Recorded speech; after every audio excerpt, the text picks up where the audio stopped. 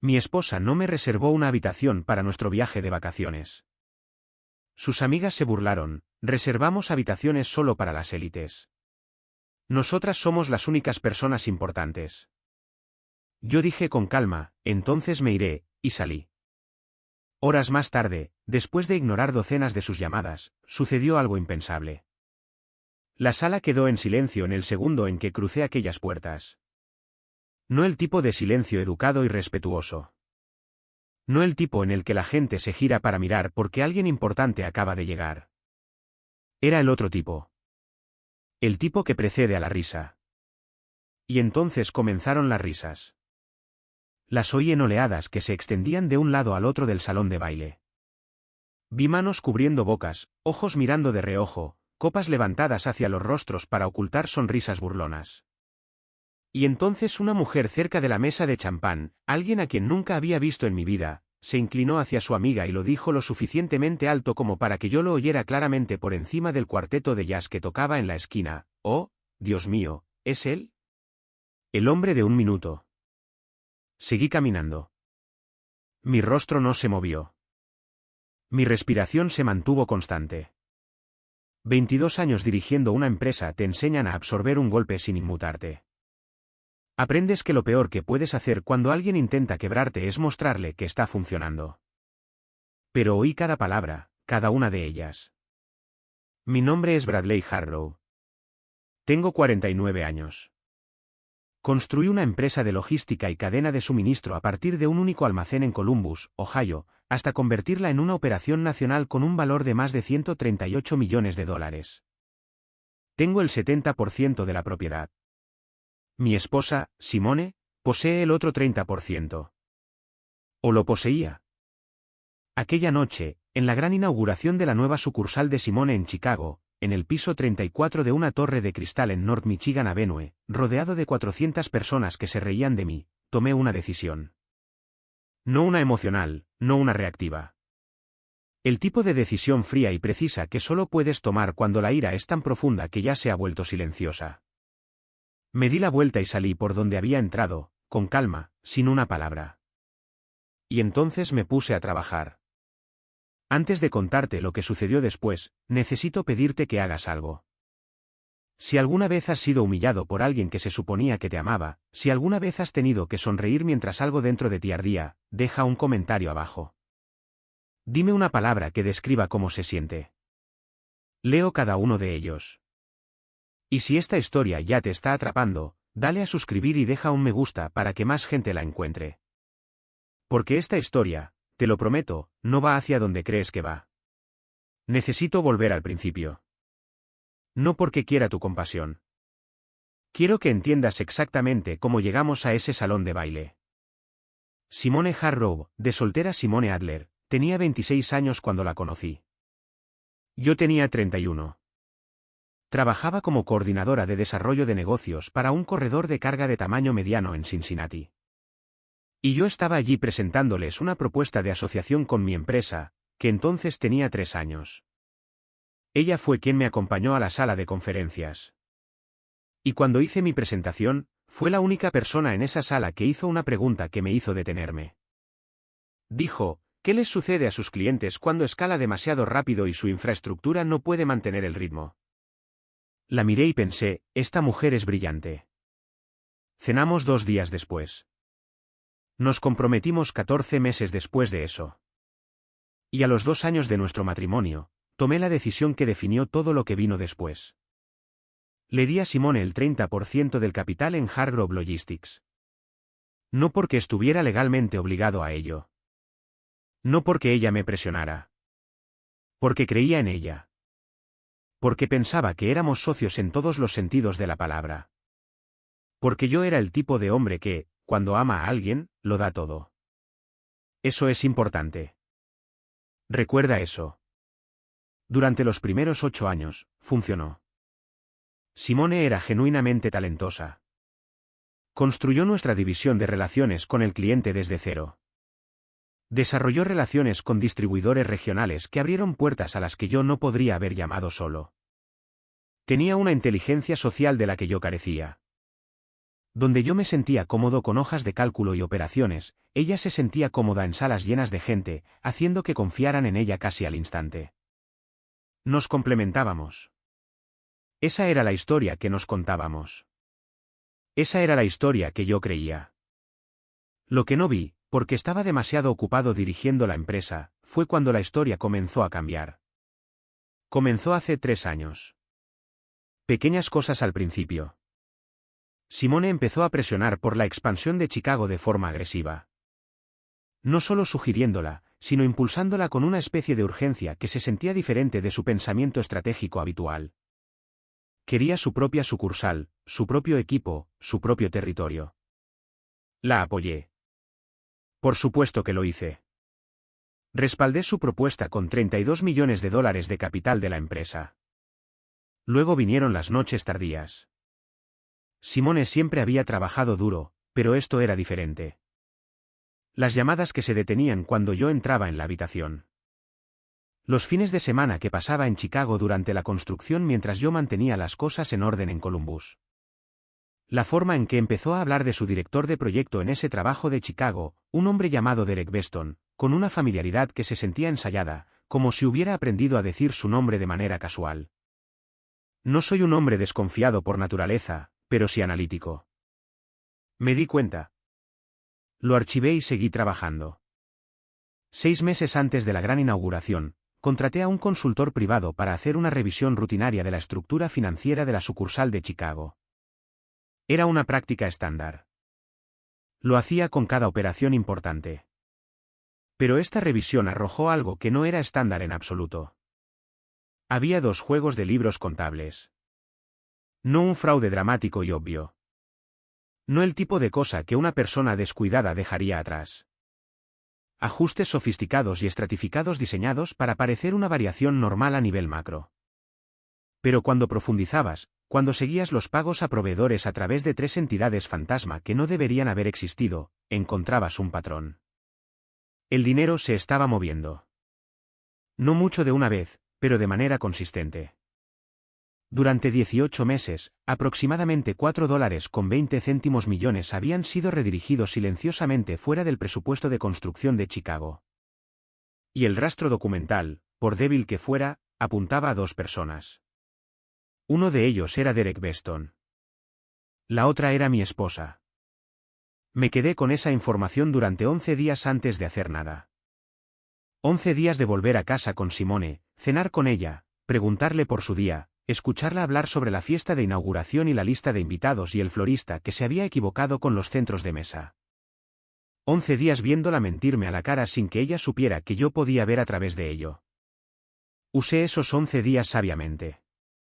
Llamé a David Ashworth, que ha sido mi abogado durante 14 años y en quien confío más que en casi nadie vivo. Llamé a mi contable, Rena Calder, que es el ser humano más metódico con el que he trabajado. Y llamé a Franklin Briggs, un investigador financiero forense que había utilizado 2 veces antes en diligencias debidas para adquisiciones. Juntos, durante esos 11 días, construimos un caso.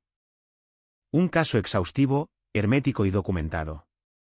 Cada transacción, cada entidad fantasma, cada marca de tiempo, cada firma electrónica. También encontramos algo más.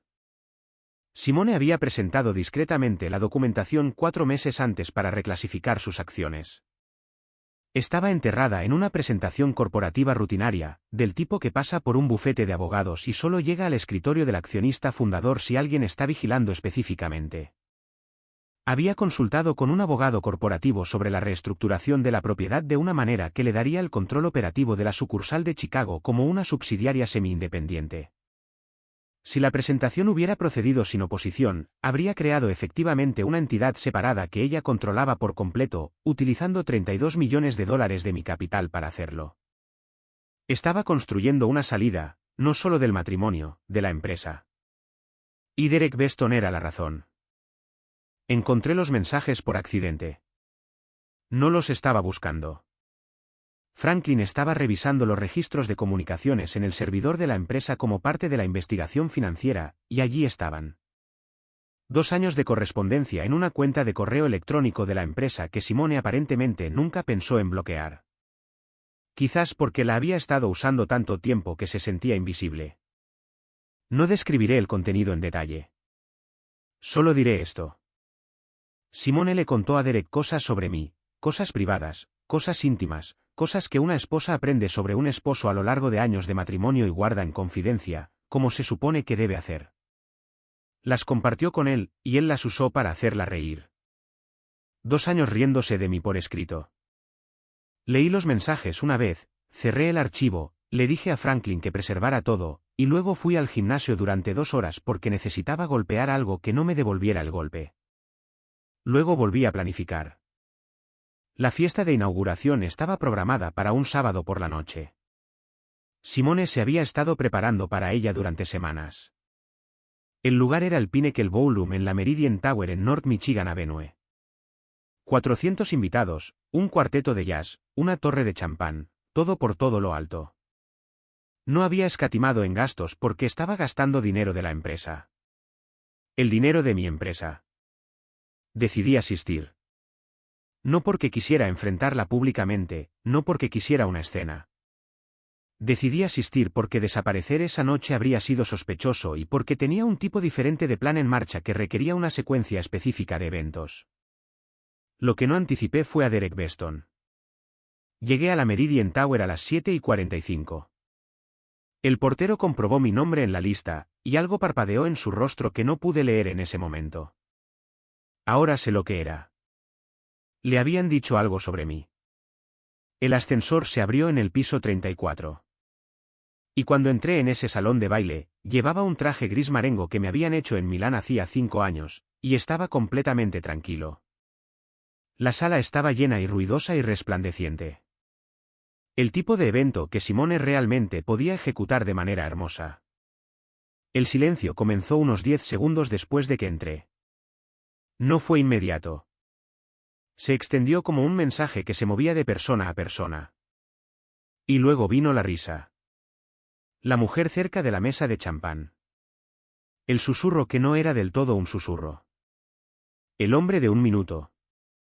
Seguí caminando. Estaba buscando a Simone. La encontré al otro lado de la sala, de pie con un grupo de personas cerca de los ventanales que daban al lago. Llevaba un vestido rojo que nunca había visto antes, y me miraba con una expresión que solo puedo describir como calculadora, no de pánico. Calculadora, como si estuviera ejecutando una secuencia en su cabeza. Estaba a 20 pies de ella cuando Derek Beston se interpuso en mi camino. Era alto, más joven que yo, tal vez 38, y llevaba un traje que parecía haber sido comprado específicamente para esta ocasión. Tenía la postura segura de un hombre que creía que estaba ganando en ese momento, lo cual, hasta donde él sabía, era cierto. Puso una mano en mi pecho, no con fuerza, no con violencia, solo de la manera en que un hombre pone una mano en un pecho cuando quiere detener a alguien sin crear una escena. Bradley, dijo, creo que es hora de que te vayas. La sala a nuestro alrededor estaba observando. Este es un evento privado, continuó, con su voz suave y lo suficientemente alta como para que las 20 personas más cercanas lo oyeran. Para socios de negocios y partes interesadas. Me temo que tu presencia aquí es una interrupción. Se giró hacia alguien que no pude ver y dijo, ¿puede alguien llamar a seguridad? Simone observaba desde el otro lado de la sala. No se movió. No dijo una palabra. Solo observaba. Miré la mano de Derek Beston en mi pecho. Luego levanté la vista hacia su rostro y dije muy bajo para que solo él pudiera oírlo, quita tu mano de mí de una vez. ¿Lo hizo? Algo en mi voz le dijo que lo hiciera. Luego me arreglé la chaqueta. Miré alrededor de la sala a todas esas caras que observaban. Algunas todavía riendo, otras en silencio con algo que podría haber sido inquietud. Miré a Simone, que todavía no se había movido, y luego caminé hacia el ascensor. Oí un puñado de risas mientras las puertas se cerraban detrás de mí. Para cuando llegué al vestíbulo, tenía mi teléfono en la mano y llamé a David. Es hora, dije. He estado esperando, dijo. Todo está en posición.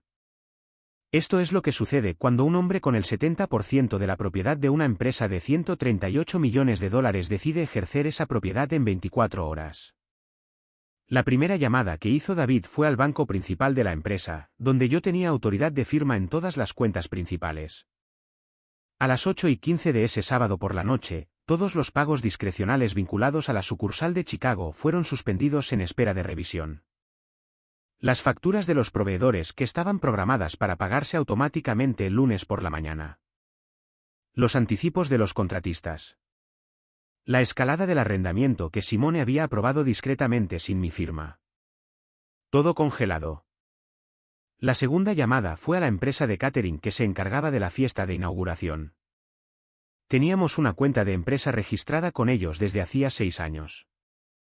El saldo pendiente del evento de esa noche era de $412,000, que Simone había planeado cargar a la cuenta de la empresa el lunes. David los contactó y les informó que la cuenta de la empresa estaba bajo una revisión financiera y que no se podían procesar cargos hasta nuevo aviso. Lo hizo cortésmente, con toda la documentación, y sugirió que se pusieran en contacto directamente con Simone para tratar arreglos de pago alternativos. La tercera llamada fue al bloque de habitaciones del hotel. Simone había reservado 14 habitaciones en el Loews Chicago en East Superior Street para los invitados de fuera de la ciudad que asistían al fin de semana de inauguración. Cuenta corporativa. Mismo resultado. Suspendida. La cuarta llamada fue la que había estado pensando durante más tiempo. Simone y yo habíamos planeado un viaje de negocios a Barcelona en 3 semanas, un viaje que ella me describió como una cumbre de relaciones con socios y distribuidores europeos. La investigación de Franklin había establecido que Derek Beston también estaba registrado para asistir a esta cumbre. El viaje se había reservado a través de la cuenta de viajes de la empresa. Vuelos en clase ejecutiva, una suite en el Hotel Arts Barcelona en el Paseo Marítimo, 5.700 euros por 5 noches. David hizo la llamada. Ambas reservas canceladas. A las 10:30 de esa noche, mientras Simone presumiblemente todavía estaba en ese salón de baile en el piso 34 de la Meridian Tower, levantando copas de champán y dejando que Derek Beston se regodeara en el momento. La arquitectura financiera que ella había estado construyendo durante 2 años había comenzado a desmoronarse silenciosamente. Pero la llamada más significativa, de la que dependía todo lo demás, había ocurrido antes de la fiesta, 2 días antes. Había ejercido una disposición para accionistas que le había pedido a David que redactara discretamente en nuestro acuerdo corporativo hacía 4 años, cuando la empresa superó por primera vez los $50 millones en valoración. Era una cláusula que permitía al accionista mayoritario iniciar una revisión de valoración y una congelación temporal de activos en cualquier subsidiaria o división en respuesta a una irregularidad financiera documentada. La irregularidad estaba documentada. La cláusula se activó. La sucursal de Chicago, como subsidiaria de Hard Rock Logistics, ahora estaba sujeta a una revisión financiera completa bajo mi autoridad como accionista mayoritario. El intento de Simone de escindir la sucursal de Chicago como una entidad independiente acababa de chocar contra un muro del tamaño de una presentación federal. Conduje de regreso a Columbus esa noche, 4 horas por la enero del 65 Sur, con las ventanillas bajadas y la radio apagada. Necesitaba el silencio. Pensé en 14 años de matrimonio. Pensé en una mujer que una vez me había hecho la pregunta correcta en una sala de conferencias en Cincinnati y a quien había respondido honestamente porque pensaba que merecía la verdad. Pensé en lo que significa apostarlo todo por una persona y que ésta gaste esa inversión en algo que nunca acordaste. No lloré. No digo eso para parecer fuerte. Lo digo porque el duelo ya había ocurrido. En algún momento de esos 11 días de observar y construir el caso, ya había pasado la mayor parte del duelo. Lo que quedaba se sentía más como trabajo, como el tipo de trabajo enfocado y deliberado que había estado haciendo toda mi vida. Llegué a casa a las 2 de la madrugada, me serví un vaso de bourbon y me fui a la cama. Mi teléfono tenía 56 llamadas perdidas. La primera llamada llegó a las 10:47 del sábado por la noche. Simone. La dejé sonar. La segunda, 11 minutos después. El número de Derek, que había tenido durante años porque era un empleado de la empresa. También la dejé sonar. Luego más de Simone. Luego un número que no reconocí, que resultó ser el director de eventos de la empresa de catering, a quien aparentemente acababan de decirle que el pago del lunes no se procesaría y estaba comprensiblemente preocupado. Luego Simone de nuevo. Luego un código de área de Chicago que no reconocí. Luego Simone 4 veces más. A las 2 de la madrugada, cuando llegué a casa, el recuento era de 56. Puse el teléfono boca abajo en mi mesita de noche y dormí durante 6 horas. El domingo por la mañana, preparé café. Me senté en la mesa de mi cocina, la misma mesa en la que Simone y yo habíamos desayunado durante 8 años, y comencé a devolver llamadas. No las de Simone, no las de Derek. Las llamadas de los proveedores, de la empresa de catering, del hotel. Atendí a cada uno profesionalmente. Me disculpé por las molestias. Expliqué que había una revisión financiera en curso. Confirmé que las obligaciones de la empresa se abordarían a través de los canales apropiados una vez que concluyera la revisión. Cada conversación fue cortés. Cada proveedor se fue con un claro entendimiento de que si tenían preguntas sobre el pago, debían contactar directamente a Simone Harrow. El timbre sonó a las 11:47 del domingo por la mañana. No esperaba a nadie. Miré por la ventana antes de abrir la puerta y vi algo que no había anticipado. Era el padre de Simone. Robert Adler tiene 68 años. Es un contratista eléctrico jubilado de Dayton. Es un hombre que construyó cosas con sus manos durante 40 años y que nunca, en los 14 años que lo conozco, me ha pedido nada. Me llama en mi cumpleaños. Vino al funeral de mi madre. Es, en el sentido más verdadero, un hombre decente. Y estaba de pie en mi porche sosteniendo las llaves de su coche, lo que significaba que había conducido 2 horas desde Dayton sin llamar. Abrí la puerta. Me miró durante un largo momento. Luego dijo, creo que deberías contarme qué pasó. Le preparé café. Nos sentamos en la misma mesa de la cocina y se lo conté. No todo. No los mensajes, no los detalles que no tenía derecho a compartir con un padre sobre su hija, pero sí el panorama financiero, las entidades fantasma, los $4.20 millones, la reestructuración de acciones, la presentación para extinguir la sucursal de Chicago. Robert escuchó sin interrumpir. Sostuvo su taza de café con ambas manos y miró fijamente la mesa mientras yo hablaba. Cuando terminé, no habló durante un largo rato. Finalmente, dijo, voy a preguntarte algo, y necesito una respuesta directa. Por supuesto, dije. ¿Hay alguna parte de esto que esté equivocada? ¿Algún detalle que podría no ser lo que parece? No, dije. Ojalá la hubiera. Asintió lentamente. Me llamó anoche. Me dijo que estabas tratando de destruir su negocio por celos, que te presentaste en la fiesta e hiciste una escena y luego te fuiste a casa y cancelaste todo para castigarla. No dije nada. Le dije, dijo Robert, que no eras el tipo de hombre que hace escenas. No tuvo una buena respuesta para eso. Dejó la taza de café. Lo siento, Bradley. No sé en qué me equivoqué con ella, pero sé que esto no es culpa tuya. Lo acompañé a su coche 1 hora más tarde. Me estrechó la mano. Luego me dio un abrazo que duró más de lo que esperarías de un hombre que creció en una generación que no abrazaba. Me quedé en la entrada después de que se fue y me permití sentir todo el peso de ello durante exactamente 60 segundos. Luego entré y llamé a David. Los procedimientos legales comenzaron el miércoles.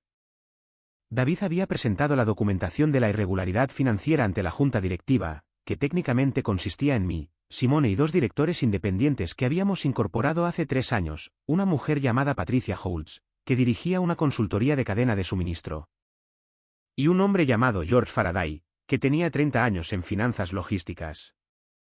Ambos eran profesionales, ambos eran serios, y ambos revisaron la documentación en el transcurso de 2 días con la gravedad que merecía. La reunión de la junta se celebró en nuestra oficina de Columbus un jueves por la tarde. Simone llegó con su propia abogada, una mujer llamada Caroline Bass, de quien había oído hablar y a quien respetaba. La propia Simone se veía diferente a como estaba en la fiesta. Compuesta en la superficie, pero algo debajo de la compostura se movía como agua bajo el hielo. Derek Beston no estaba presente. Su abogado sí. No voy a detallar cada aspecto de la reunión de la Junta porque parte de ello todavía está en proceso y mi propio abogado ha aconsejado la discreción apropiada, pero te diré cuál fue el resultado. Patricia y George votaron para mantener la revisión financiera y la congelación temporal de activos. El intento de Simone de que los anularan fracasó. La Junta solicitó una auditoría independiente completa de la sucursal de Chicago que se completaría en 60 días. Todos los gastos discrecionales fueron suspendidos en espera de la auditoría, y la solicitud de reestructuración de acciones que Simone había iniciado fue formalmente impugnada y suspendida en espera de la investigación financiera. La abogada de Simone argumentó que estas acciones eran una represalia. Caroline Bass es buena en su trabajo e hizo un caso convincente, pero la documentación era lo que era. No se puede discutir con un rastro documental que los contables forenses ya han rastreado hasta su origen. Cuando terminó la reunión, Simone y yo estuvimos en el pasillo durante 30 segundos a solas mientras nuestros abogados hablaban con los directores independientes. Fue la primera vez que nos veíamos cara a cara desde que salí de ese salón de baile. Me miró y dijo, no tenías que hacerlo de esta manera. Dije, tú estableciste los términos cuando firmaste los documentos de la empresa fantasma. Ella dijo, iba a hablar contigo. Dije, Simone, le contaste a Derek cosas sobre mí, cosas privadas. Dejaste que 400 personas me oyeran llamar eso en público, y te quedaste allí mirando. No creo que hablar fuera realmente parte de tu plan. No tuvo una respuesta para eso. Regresé a la sala de juntas. Esto es lo que le pasó a Derek Beston. La empresa rescindió su empleo el lunes después de la fiesta, con efecto inmediato, por motivos de mala conducta financiera pendiente de investigación. Se le revocó el acceso a su correo electrónico corporativo. Su vehículo de empresa, que había sido un beneficio de su puesto de director de proyecto, fue recogido por una empresa de arrendamiento el martes. Contrató a un abogado y envió una carta reclamando despido improcedente. La documentación de Franklin fue enviada al abogado en 48 horas. La carta no tuvo seguimiento. Oí a través de un contacto mutuo en el mundo inmobiliario de Chicago que Derek se había mudado del apartamento que había estado alquilando en River North. Oí que Simone había estado pagando parte de ese alquiler a través de una cuenta de proveedor. Oí que cuando esa cuenta fue congelada, el propietario había comenzado a hacer preguntas incómodas. No busqué esa información. Me llegó, que es como suele funcionar cuando has dirigido una empresa el tiempo suficiente y conoces a la gente adecuada. La solicitud de divorcio llegó 41 días después de la fiesta. La esperaba antes. Honestamente, creo que Simone y Caroline Bass estaban esperando a ver cómo se asentaba el panorama financiero antes de hacer su movimiento. Inteligente tácticamente, pero el panorama financiero no se estaba asentando a favor de Simone, y eventualmente tienes que moverte. Ella presentó la solicitud en el condado de Franklin, Ohio. La solicitud citaba diferencias irreconciliables, que es la forma legal de decir, ambos sabemos exactamente lo que pasó, y preferiríamos no ponerlo en un documento. Su abogada hizo una reclamación agresiva sobre su participación del 30% del capital y argumentó a favor de un tratamiento de valoración que habría situado su parte en algún lugar por encima de los $40 millones. David había anticipado esto. Habíamos pasado 3 semanas preparando nuestra contraposición. La participación del 30% era real, y era suya, y yo no lo estaba disputando. Pero la documentación de la mala conducta financiera, los $4.20 millones, las entidades fantasma, el incumplimiento del deber fiduciario, todo ello estaba ahora formalmente registrado. En Ohio, la mala conducta financiera por parte de un accionista puede afectar los términos del acuerdo en una disolución. No elimina el capital, pero cambia la conversación significativamente. También significaba que Simone se enfrentaba a una posible responsabilidad civil separada de los procedimientos de divorcio por completo. Y si la auditoría concluía con hallazgos que los contables forenses habían señalado, había una remisión a considerar. Caroline Bass es una abogada inteligente. Sabía lo que la auditoría iba a encontrar. Creo que habló con Simone, y creo que Simone tuvo un par de días difíciles. El acuerdo al que finalmente llegamos tomó 4 meses de negociación. No voy a compartir los términos específicos porque algunos de ellos son confidenciales por acuerdo y porque algunos detalles me pertenecen. Lo que te diré es que fue justo, no generoso por ninguna de las partes. ¿Justo? David es mejor abogado que narrador, pero se aseguró de que cada número reflejara lo que la documentación mostraba. La sucursal de Chicago está ahora bajo una nueva dirección. Traje a una directora de operaciones llamada Angela Wan, que venía de una empresa nacional de transporte de mercancías en Atlanta y que no tiene ninguna relación personal con mi exesposa. La auditoría concluyó. Los hallazgos fueron significativos. Se remitieron 2 asuntos por separado. No sé qué pasará con esas remisiones. Ese no es mi caso para llevar. 3 meses después de que se finalizara el divorcio, estaba en mi oficina de Columbus un martes por la mañana revisando las cifras del tercer trimestre cuando mi asistente me dijo que tenía una visita que no tenía cita. Dijo que la mujer le dijo que era personal y que pensaba que yo querría escuchar lo que tenía que decir. Dije que la hiciera pasar.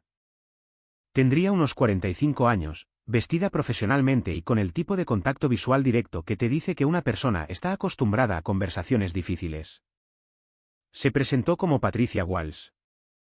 Me dijo que era socia de una firma especializada en consultoría de ética corporativa y que había oído hablar de lo que había sucedido con la sucursal de Chicago.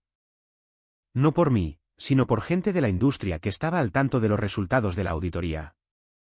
Dijo que había estado haciendo una investigación paralela sobre Derek Beston en nombre de un empleador anterior. Dijo que creía tener documentación que lo conectaba con irregularidades financieras similares en una empresa de logística en Denver 3 años antes de que se uniera a Harrow. Quería saber si estaría dispuesto a cooperar en el intercambio de información. Llamé a David. David llamó a su abogada. Tuvimos una reunión formal 2 semanas después. Todavía no sé a dónde lleva eso, pero te diré lo que pensé cuando ella salió de mi oficina esa tarde. Pensé en una mujer en una sala de conferencias de Cincinnati hace 12 años preguntándome, ¿qué sucede cuando escalas demasiado rápido y tu infraestructura no puede mantener el ritmo? Le di la mejor respuesta que tenía en ese momento. Y luego pasé los siguientes 12 años aprendiendo que no era lo suficientemente buena. Que puedes construir la estructura más fuerte del mundo, y aún así puede fallarte si la persona en la que confiaste dentro de ella está desmontando silenciosamente las paredes. Pero aquí está la cuestión. Las estructuras se pueden reconstruir. Sé cómo hacerlo. Es lo que siempre he sabido hacer. Hay una cosa más que quiero contarte antes de que esto termine. 3 semanas después de la reunión de la Junta, conduje hasta Dayton un domingo y llevé a Robert Adler a desayunar. Él eligió el lugar, un restaurante en Salem Avenue que aparentemente había estado sirviendo el mismo menú de desayuno desde 1971. Comimos huevos y café malo y hablamos de los Bengals durante 20 minutos, que es el único equipo de fútbol que a Robert le ha importado con verdadera convicción. Luego dijo, hablé con Simone. Esperé. Le dije que, fuera lo que fuera que pensara que estaba haciendo, te había tratado mal. Que independientemente de lo que pasara entre ustedes dos, un hombre merecía algo mejor que lo que ella dejó que pasara en esa fiesta. Miró su café. Lloró, que es algo que no esperaba. ¿Dijo algo? Pregunté. Dijo que se había avergonzado de sí misma desde esa noche. Que cuando vio tu cara cuando te ibas, algo se le aclaró que no había estado claro antes. No dije nada. No te estoy pidiendo que la perdones, dijo Robert rápidamente. Eso es asunto tuyo. Solo quería que supieras que la mujer que crié todavía está en algún lugar ahí dentro. Simplemente tomó una larga serie de decisiones muy equivocadas. Me miró. Y yo también, probablemente, por no hacer preguntas más difíciles cuando debería haberlo hecho. Le dije que no era responsable de las decisiones de su hija a los 40 años. Él dijo, no, pero soy responsable del desayuno. Cogió la cuenta antes de que yo pudiera alcanzarla. Me senté en mi coche unos minutos antes de volver a Columbus. Las ventanas del restaurante estaban empañadas en los bordes por el calor del interior. Pensé en lo que significa apostarlo todo por una persona, en lo que se supone que debes hacer cuando esa elección resulta ser equivocada. No tengo una respuesta clara para eso. No estoy seguro de que nadie la tenga. Lo que sé es que las decisiones equivocadas tomadas por otras personas no son el final de la historia. Son un capítulo, y los capítulos terminan. Tengo 49 años. Construí una empresa a partir de un único almacén en Columbus, Ohio, hasta convertirla en algo con un valor de $138 millones. Hice que eso sucediera a lo largo de unos 10,000 días de presentarme, hacer el trabajo y negarme a quedarme en el suelo cuando el terreno se movía. Todavía soy así. El número de personas que llegan a definirme cabe en mi mano. Robert Adler es uno de ellos. Mi abogado, David, es otro. Mi madre, que falleció hace 3 años, cuenta aunque ya no esté. Mi gerente de operaciones senior, un hombre llamado Curtis Wells, que ha estado conmigo durante 11 años y en quien confío sin reservas. Derek Beston no está en esa lista. Y desde hace 4 meses, Simone Hargrove tampoco lo está. ¿Qué pasó en el piso 34 de la Meridian Tower en North Michigan Avenue? La risa, las palabras, la mano en mi pecho, el guardia de seguridad caminando hacia mí como si yo fuera un problema que debía ser eliminado de una sala que yo había financiado, estaba destinado a ser el final. Destinado a ser el momento en que me quebrara. En realidad, fue el momento en que comencé. 56 llamadas perdidas en un teléfono que no contesté. Eso no es un hombre siendo destruido. Ese es un hombre que ya sabía exactamente lo que estaba haciendo. Construyes algo real saliendo de habitaciones que no merecen tu presencia. Construyes algo real haciendo el trabajo mientras otras personas todavía están celebrando. Y construyes algo real sabiendo en lo más profundo de tus entrañas que las personas que se rieron de ti en ese salón de baile eventualmente tendrán que lidiar con lo que construiste al otro lado de tu silencio. Mi nombre es Bradley Hargrove. Me fui en silencio, y luego me puse a trabajar. No fue la humillación en ese salón de baile. Ni siquiera fue la traición. Fueron los 11 días. 11 días de sentarse frente a alguien que le estaba mintiendo en su cara y elegir no reaccionar, solo observar, construir, esperar. La mayoría de nosotros, incluido yo mismo, habríamos explotado en el segundo día. Pero él entendió algo que creo que todos necesitamos oír. La respuesta más silenciosa es a veces la más poderosa. No todas las batallas necesitan ser ruidosas para ser ganadas. Deja un comentario abajo. ¿Habrías sido capaz de mantenerte tan callado? Porque honestamente, no estoy seguro de poder hacerlo.